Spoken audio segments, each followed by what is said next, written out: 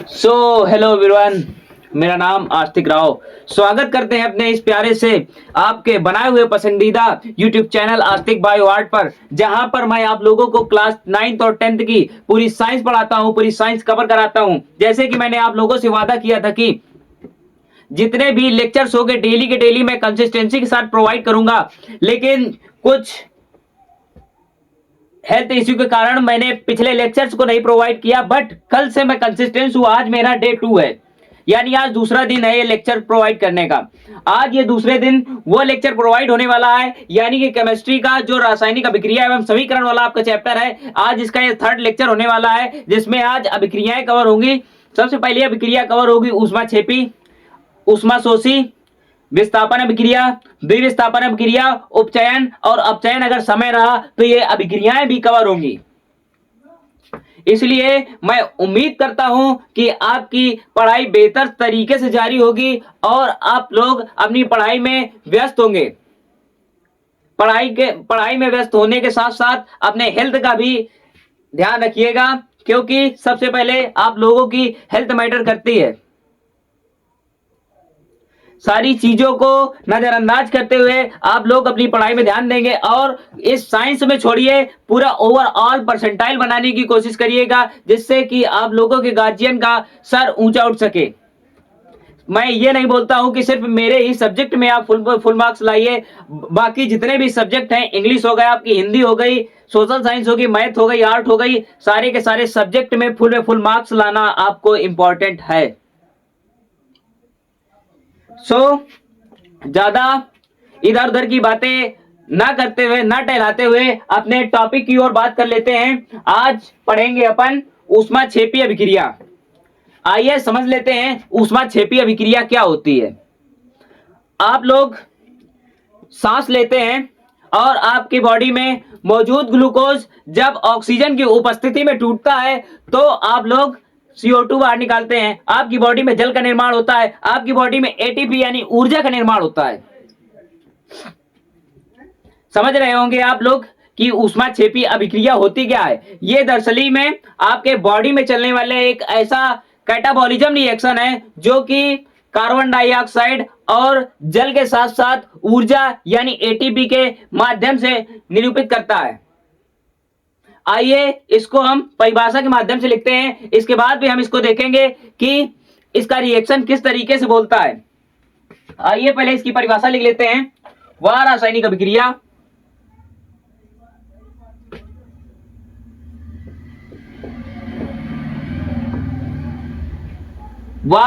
अभिक्रिया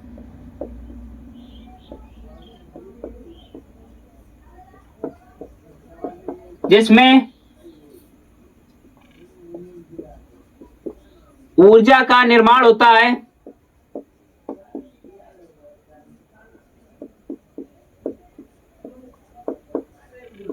उसे हम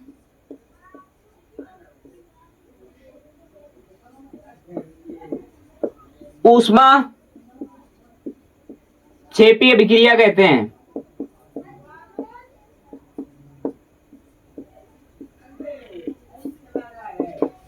आइए इसका एग्जांपल देखते हैं।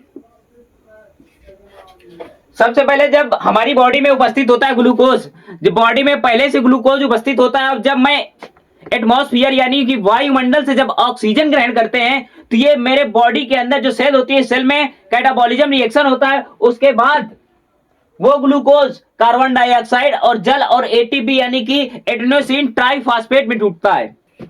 एग्जांपल देखिए इसका, ग्लूकोज C6H12O6, जब हम इसको ऑक्सीजन की उपस्थिति में गर्म करेंगे, यह अभिक्रिया ऑक्सीजन की उपस्थिति में कराई जाएगी, तब इसमें CO2 प्लस H2O प्लस ऊर्जा का निर्माण होगा।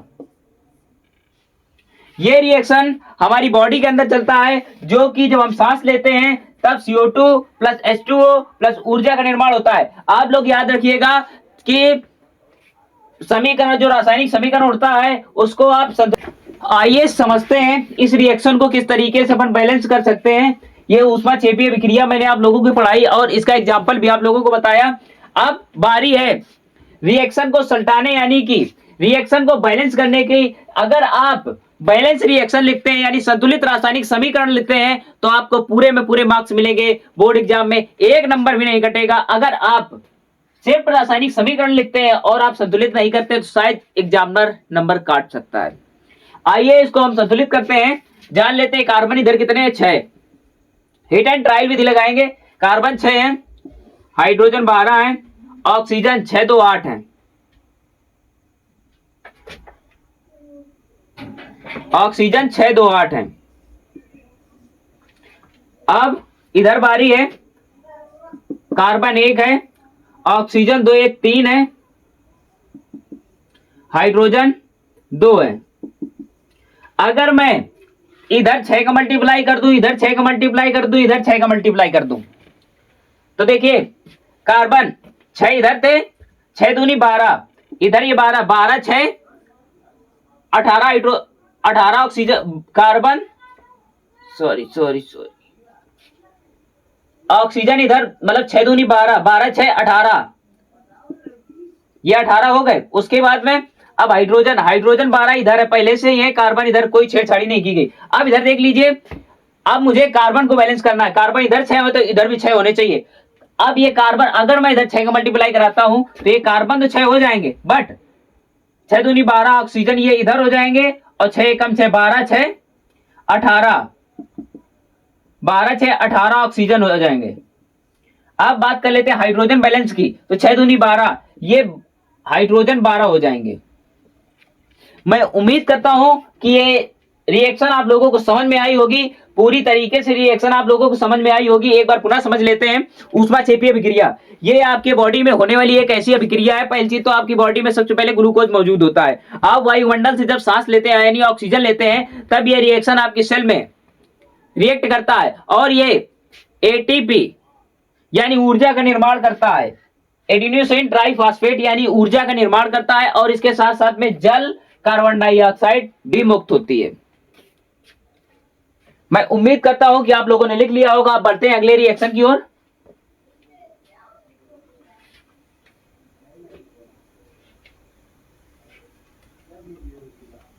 अब बढ़ते हैं अगले रिएक्शन की ओर, ऊष्मा शोषी अभिक्रिया।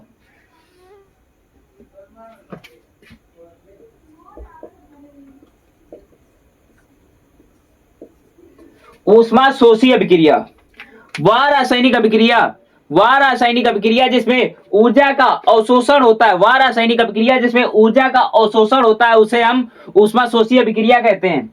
आइए इसको परिभाषा के माध्यम से लिखते हैं। वह रासायनिक अभिक्रिया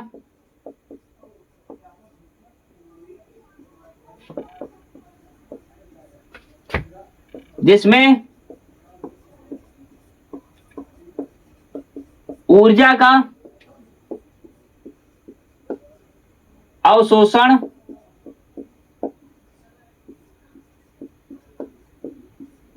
होता है, उसे हम ऊष्मा शोषी अभिक्रिया कहते हैं।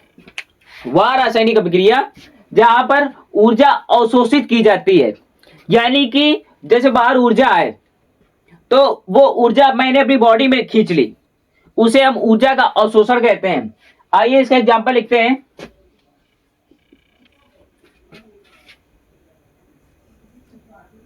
PCl5 प्लस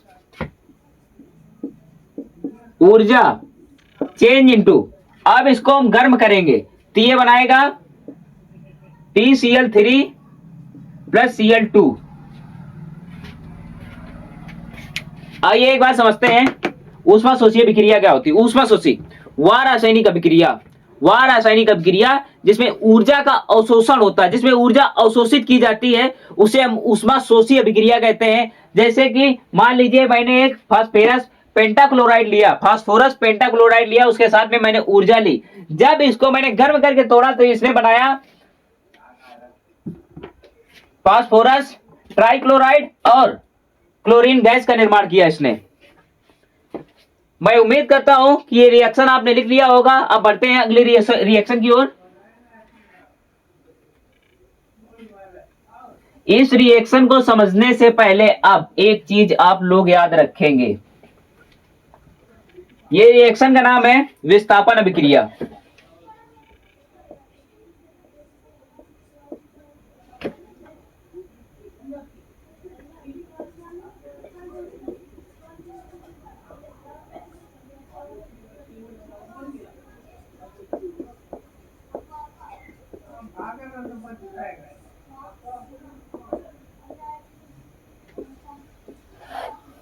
विस्थापन अभिक्रिया, आइए समझ लेते हैं कि विस्थापन अभिक्रिया क्या होती है, यह अभिक्रिया किस प्रकार से संपन्न की जाती है। विस्थापन अभिक्रिया होती है वह रासायनिक अभिक्रिया होती है जहां पर एक क्रियाकारक पदार्थ दूसरे क्रियाकारक पदार्थ से कम अभिक्रियाशील तत्वों को विस्थापित कर देता है, उसे हम विस्थापन अभिक्रिया कहते हैं। आप लोग समझ लीजिएगा कि जैसे ये हमारा प्यारा सा पिंकू है, ये अभी किसके साथ व्यस्त है, मान लीजिए कि कोई एक नाम ले लीजिए काजल, ये काजल के साथ व्यस्त है। अब दूसरा भाई है उसका चिंटू। बेसिक तरीके समझना, आपको मजा आएगा, ये रिएक्शन आप लोगों के दिल में एकदम छप जाएगी, आप लोग कभी भी नहीं भूलोगे। ये प्यारा सा है पिंकू जिसके साथ में जुड़ी है काजल, उसकी गर्लफ्रेंड है। पिंकू है इसका बीएफ, काजल है इसकी गर्लफ्रेंड। अब ये दूसरा है दोस्त उसका चिंटू, जिसके पास अथाह संपत्ति है, अथाह पैसा है, किसी भी चीज की कमी नहीं है। ये बेचारा अमीर है लेकिन सिंगल है, अमीर है और सिंगल है। अब काजल ने दिमाग लगाया, इसका जो एक्स बॉयफ्रेंड है यानी कि जिसका प्रेजेंट में है अभी, जिसका नाम पिंकू है, इसके पास ना तो घर है, ना तो जायदाद है, ना तो संपत्ति, कुछ भी नहीं है। अब काजल ने दिमाग लगाया, अगर शादी की जाए तो एक ऐसे बंदे से की जाए जिसके पास अथाह संपत्ति, अथाह पैसा हो, जिससे वो ऐश कर सके। लेकिन काजल ने फिर दिमाग लगाया, यदि मैं चिंटू को पकड़ूं, यदि वो चिंटू को पकड़े तो उसका एक जीवन एकदम खुशमयी हो जाएगा, जिंदगी भर खुश रहेगी। अब काजल ने क्या सोचा, पिंटू को मारो, पिंकू को मारो लात, चिंटू के साथ में जुड़ जाओ। काजल ने चिंटू के साथ जोड़ी बना ली। अब इधर लिख लीजिए, काजल ने चिंटू के साथ जोड़ी बना ली और पिंकू को अलग फेंक दिया। पिंकू बेचारा रोता रहा। मैं उम्मीद करता हूं कि ये रिएक्शन आप लोगों के दिल में छप रही होगी, ये कॉन्सेप्ट आप लोगों के दिमाग में छप रहा होगा। इसको आप लोगों को लिखने की जरूरत नहीं है, बट मैं समझा रहा हूं कि पिंकू था बीएफ और उसकी गर्लफ्रेंड थी काजल। काजल एक नॉर्मल फैमिली से बिलोंग करती थी, पिंकू एक बिल्कुल गरीब सा लड़का था। अब उसके साथ में आया चिंटू। चिंटू एक अमीर घराने का लड़का था जिसके पास अथाह संपत्ति, अथाह पैसा था। अब काजल ने दिमाग लगाया कि क्यों ना मैं चिंटू के साथ जुड़ जाऊं और इससे शादी कर लूं, तो इसके पास ज्यादा पैसा, इसके क्योंकि इसके पास पावर ज्यादा है। अब चिंटू के पास पावर ज्यादा होने के कारण उसने पिंकू को छोड़ दिया। इसे ही हम विस्थापन का नाम देते हैं। आइए इसको परिभाषा के माध्यम से लिखते हैं, उसके बाद में इसका रिएक्शन भी बहुत छोटा सा देख लेते हैं, 2-3 रिएक्शन से। जो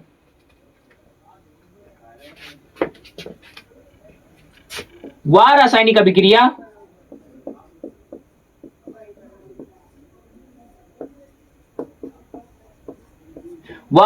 अभिक्रिया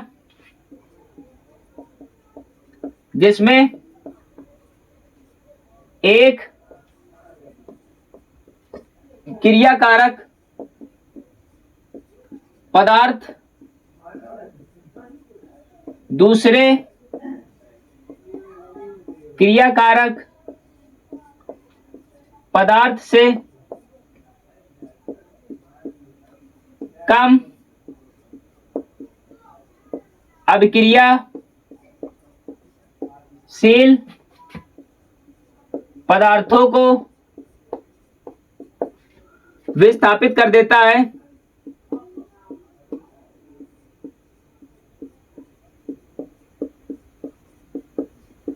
उसे हम विस्थापन अभिक्रिया कहते हैं। आइए इसका एग्जांपल देख लेते हैं।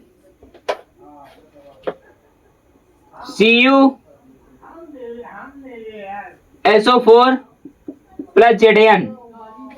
अब इसे हम गर्म करेंगे तो ये बनाएगा ZnSO4 प्लस Cu। मैंने आप लोगों को एक चीज सिखाई थी, वह रासायनिक अभिक्रिया जिसमें एक क्रियाकारक पदार्थ दूसरे क्रियाकारक पदार्थ से कम अभिक्रियाशील तत्वों को विस्थापित कर देता है, उसे हम विस्थापन अभिक्रिया कहते हैं। अब इसमें ये जो कॉपर है ये श्रेणी में कम बहुत नीचे आता है, सॉरी ये ये ऊपर नीचे आता है और ये उससे ऊपर आता है, तो ये ज्यादा अभिक्रियाशील है। अब ये जिंक क्या करेगा, इस कॉपर को लात मार के बाहर निकाल देगा और इसकी जगह ये बैठ जाएगा, तो ये बना लेगा जिंक सल्फेट, और कॉपर को लात मारेगा तो कॉपर बाहर हो जाएगा। ये रिएक्शन आपके दिमाग में चढ़ी हो तो एक बार लाल कलर के दिलों की बारिश कर दी जाए। और इस रिएक्शन को मैं पुनः दोबारा समझा देना चाहता हूं। ये जो जिंक है, जिंक के पास ज्यादा पावर है, जिंक के पास ज्यादा पावर है, ज्यादा क्षमता है, अथाह संपत्ति है उसके पास। और ये कॉपर है बेचारा, ये गरीब आदमी है, लाचार है, भीख मांगता है। इसके साथ जुड़ा है कॉपर सल्फेट। अब कॉपर सल्फेट दिमाग लगाता है, क्यों ना मैं इस अमीर इंसान जिसे हम जिंक का नाम देते हैं, इस अमीर इंसान के साथ जुड़ जाता हूं तो मेरी जो प्रॉपर्टी होगी वो भी बहुत हो जाएगी। उसके साथ जब मैं जुड़ूंगा तो उसके पास उसकी जितनी भी प्रॉपर्टी है मैं सारी की सारी प्रॉपर्टी हड़प लूंगा। अब क्या करता है, कॉपर को बेचारे को धोखा मिल जाता है और वो बाहर निकल जाता है। आइए इस रिएक्शन को आसानी से बैलेंस कर लेते हैं, क्योंकि रिएक्शन को बैलेंस करना बहुत जरूरी है। इधर कॉपर की संख्या कितनी है, Cu1 है, सल्फर 1 है, ऑक्सीजन 4 है, Zn 1 है। सेम कंडीशन है, Zn इधर भी 1 है, सल्फर इधर भी 1 है, ऑक्सीजन इधर 4 है, कॉपर इधर भी 1 है। यानी कि कुल मिलाकर ये रिएक्शंस पूरा पूरा बैलेंस है। आइए इसका दूसरा रिएक्शन देख लेते हैं।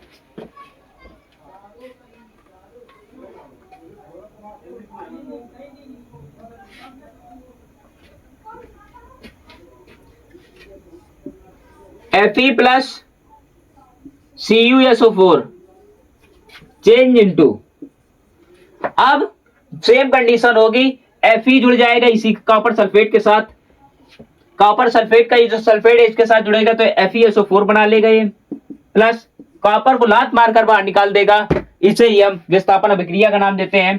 अब इस अभिक्रिया और परिभाषा को दोनों को नोट कर लीजिए, ये बोर्ड एग्जाम में आपकी हर साल पूछे जाने वाली अभिक्रिया है, लिख कर ले लीजिए, 100% लिख कर ले लीजिए। ये ठीक 2027 class 10th UP board science के बोर्ड एग्जाम में ये अभिक्रिया आपको लिखी मिलेगी, छपी छपाई मिलेगी। आइए बढ़ जाते हैं अगले रिएक्शन की ओर, जिसका नाम देते हैं द्विविस्थापन। द्विविस्थापन, विस्थापन अभिक्रिया हो गई, अब द्विविस्थापन जिसे हम डबल डिस्प्लेसमेंट का नाम से जानते हैं। द्विविस्थापन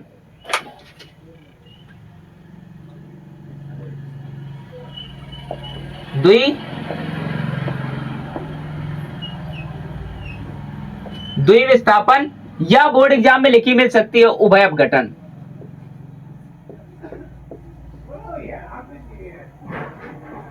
डबल डिस्प्लेसमेंट रिएक्शन है ये। आइए इसको भी बड़े आसान तरीके से अपन समझेंगे रिएक्शन को। इस रिएक्शन में क्या होता है, क्या क्या चीजें होती हैं, क्या क्या प्रोडक्ट बनता है, क्या क्या रिएक्ट करता है, सारी की सारी बातें आज मैं आपको समझाऊंगा। आइए एकदम फोकस करिए बोर्ड की ओर। ये भले ही लेक्चर ये लाइव नहीं है, बट आप लोगों को लाइव की तरीके में फीलिंग दूंगा कि जैसे आप लाइव बैठकर ये लेक्चर देख रहे हो। आइए समझते हैं इस अभिक्रिया के बारे में क्या होता है। द्विविस्थापन ऐसी अभिक्रिया होती है जहां पर आयनों या घटकों के बीच आदान प्रदान होता है, उसे हम द्विविस्थापन कहते हैं। आइए समझ लेते हैं। हमारा ये प्यारा चिंटू है, ये प्यारी काजल है, प्लस काजल और चिंटू है इधर। अब इधर ले लेंगे पिंकू, कल्पना, पिंकू के साथ जुड़ गई बेचारी कल्पना। अब ये दोनों को दोनों पछताएंगे। क्यों पछताएंगे, आइए समझते हैं। मैंने आपसे क्या बोला, आयनों या घटकों के बीच आदान प्रदान होता है, इनके बीच अब आदान प्रदान होगा। चिंटू के साथ जुड़ी है बेचारी काजल और पिंकू के साथ जुड़ी है बेचारी कल्पना। अब उसका नाम ही काफी है कल्पना। अब वो कल्पना कहेगी कि चिंटू तो बेचारा पैसे वाला है, अब पिंकू थोड़ा कम पैसे वाला है, चिंटू थोड़ा खूबसूरत है, अब पिंकू थोड़ा खूबसूरत नहीं है। अब कल्पना दिमाग लगाएगी क्यों ना मैं चिंटू के साथ जुड़ जाऊं। ये इसके साथ इसने पैसा देखकर जुड़ा। अब जो बेचारी काजल है वो एक ईमानदार और शांत स्वभाव की लड़की है, और ये पिंकू है, पिंकू एकदम लॉयल सा बंदा है। इस काजल को पैसे से मतलब नहीं है, इसको लॉयल्टी से मतलब है, तो काजल ने पिंकू का साथ जोड़ लिया। अब चिंटू के गर्लफ्रेंड बन गई कल्पना और पिंकू की गर्लफ्रेंड बन गई काजल। दोनों के बीच आदान प्रदान हो गया कि नहीं हो गया। अब इधर लिख लीजिए, चिंटू के साथ जुड़ गई कल्पना और पिंकू के साथ जुड़ गई बेचारी काजल। अब इस रिएक्शन का जो कॉन्सेप्ट है ये मैंने आप लोगों का बिल्ड कर दिया है, बट अभी परिभाषा और रिएक्शन दोनों की दोनों चीजें मैं आसानी से समझाऊंगा, घबराइए मत। बिल्कुल मैं आप लोगों को कॉन्सेप्ट एकदम आपके दिमाग में घुसा दूंगा जिससे कोई भी बोर्ड एग्जाम में तकलीफ नहीं होगी। अब जैसे मैंने चिंटू काजल पिंकू कल्पना का उदाहरण दिया, कल्पना बेचारी चाहती थी कि मुझे पैसे वाला बंदा मिला तो चिंटू मिल गया उसको, और काजल चाहती थी बेचारा मुझे लॉयल एक शांत स्वभाव वाला इंसान चाहिए, तो इसने पिंकू को चुन लिया। इनकी जोड़ी बन गई चिंटू कल्पना पिंकू काजल की। आइए इसको इरेज करके इस मीम को इरेज करके अब समझते हैं द्विविस्थापन क्या होता है, जिससे आप लोगों को बहुत अच्छा कॉन्सेप्ट बिल्ड होगा आपके दिमाग के अंदर। द्विविस्थापन वह रासायनिक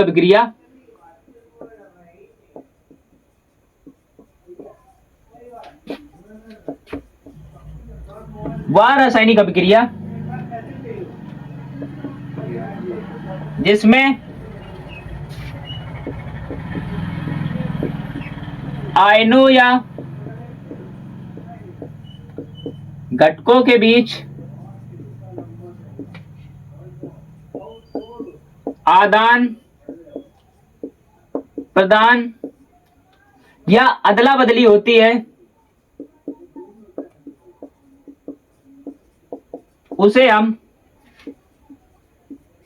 द्विविस्थापन या उभयप गठन कहते हैं। वह रासायनिक अभिक्रिया जहां पर आयनों या घटकों के बीच आदान प्रदान होता है उसे हम द्विविस्थापन अभिक्रिया कहते हैं। मैंने आप लोगों को चिंटू और काजल का उदाहरण दिया, दोबारा एक मीम लिख देता हूं। चिंटू के साथ जुड़ी थी काजल प्लस पिंकू के साथ जुड़ी थी कल्पना। इसलिए इसको आप लोगों को लिखना नहीं है, बट आप लोगों को समझ आने लायक हिंदी में समझ आए, इसलिए मैं आप लोगों को लिखकर समझा रहा हूं ताकि आप लोगों के दिमाग में ये कॉन्सेप्ट एकदम बिल्ड हो जाए। अब पिंकू ने दिमाग लगाया, पिंकू एक लॉयल बंदा था, इसने काजल को चुना, पिंकू काजल हो गए प्लस अब कल्पना चिंटू के साथ जुड़ गई, कल्पना चिंटू के साथ जुड़ गई। क्या खतरनाक समीम है ये। मैं उम्मीद करता हूं कि ये कॉन्सेप्ट आप लोगों के दिमाग में जा रहा होगा। जिस तरीके से ये मैं आप लोगों को पढ़ा रहा हूं उसी तरीके से मैंने भी इस रिएक्शन को याद किया था। आइए अब समझते हैं, रिएक्शन लिखते हैं इसका उदाहरण। BaCl2 plus Na2SO4। मैंने आप लोगों को समझाया था कि आयनों या घटकों के बीच अदला बदली होगी। जो Ba है बेरियम है, ये सल्फेट के साथ जुड़ेगा तो ये बनाएगा BaSO4 प्लस अब ये जो दो Na है, अब ये Na जुड़ेगा इस Cl के साथ तो ये बन जाएगा NaCl। मैंने आप लोगों को समझाया था कि चिंटू काजल थे, पिंकू कल्पना थी।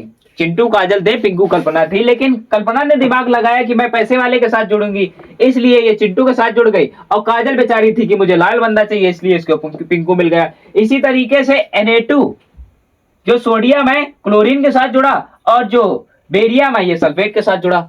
अब ये रिएक्शन आप लोगों को, उम्मीद करता हूं कि आपके दिल और दिमाग में एकदम छप गई होगी और आप लोग बोर्ड एग्जाम में बेहतर से बेहतर तरीके से कर रहे होंगे। आइए इसको बैलेंस कर लेते हैं। बेरियम कितने इसमें? 1। क्लोरीन कितना है? 2। सोडियम कितने हैं? 2। सल्फर कितने हैं? 1। ऑक्सीजन कितना है? 4। रिएक्शन बैलेंस कर रहा हूं, ध्यान से देखिएगा। अब यहां पर barium 1, sodium 1, chlorine 1, sulphur 1, oxygen 4। अब देखिए जरा, बेरियम इधर 1 है, बेरियम इधर 1 है, क्लोरीन इधर 2 है, क्लोरीन इधर 1 है। यदि मैं इधर 2 का मल्टीप्लाई करा दूं तो 2 सोडियम हो जाएंगे और 2 क्लोरीन हो जाएगी। इधर देखिए 2 सोडियम 2 क्लोरीन, सारा का सारा रिएक्शन बैलेंस है। देख सकते हैं आप लोग, सारा का सारा रिएक्शन बैलेंस है, एक ही रिएक्शन नहीं। आइए और इसके एक दो और एग्जांपल देख लेते हैं। सेम चिंटू काजल और पिंकू कल्पना की कहानी चलती रहेगी और ये रिएक्शन आप लोगों के दिमाग में मैं रटाकर छोड़ूंगा। दूसरा एग्जांपल देख लेते हैं। AgCl plus BaSO4 change into, अब AgSO4 बनाएगा प्लस BaCl2 बनाएगा। आप लोग रिएक्शन को देख सकते हैं आराम से कि AgCl प्लस BaSO4 जब आपस में रिएक्ट करेंगे तो AgSO4 बनाएगा प्लस BaCl2 बनाएगा। इस रिएक्शन को आप लोग SW में ले जाइए, आप लोगों को कुछ काम नहीं है, इस रिएक्शन को सिर्फ और सिर्फ बैलेंस करना है।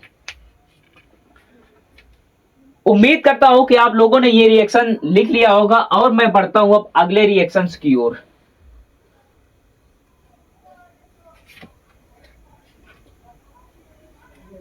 अब रिएक्शन की बारी है अवक्षेपण अभिक्रिया।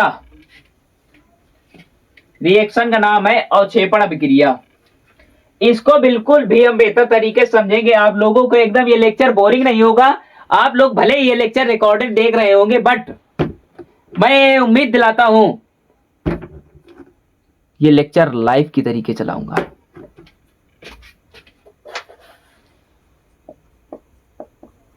अवक्षेपण अभिक्रिया,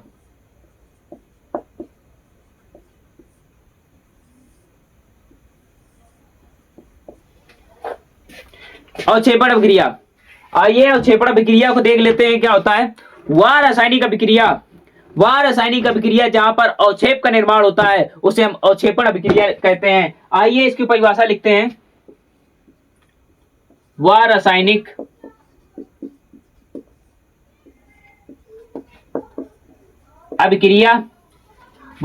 अभिक्रिया जहां अवक्षेप का निर्माण होता है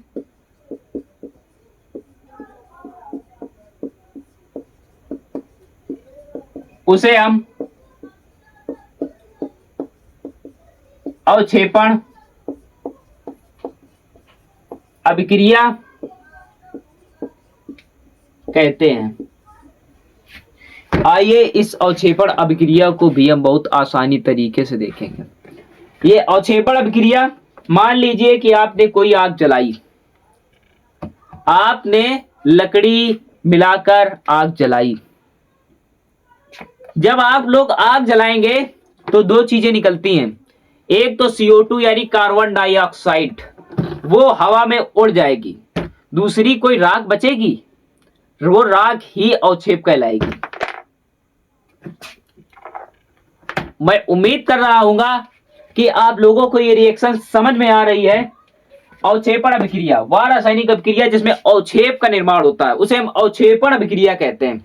जैसे आप लोगों ने आग जलाई, मान लीजिए ये रही लकड़ियां,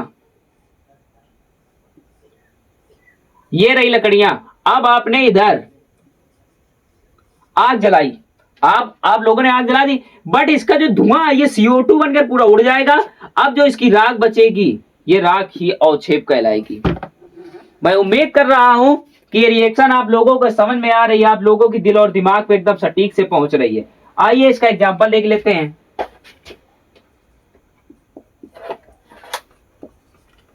BaCl2 प्लस Na2SO4, ये रिएक्शन अगर आप लोग याद रखते हैं तो ये दो कॉमन रिएक्शंस हैं, जो कि ये रिएक्शन आपके द्विविस्थापन में भी काम आता है। अब इसमें प्रोडक्ट क्या बनेगा,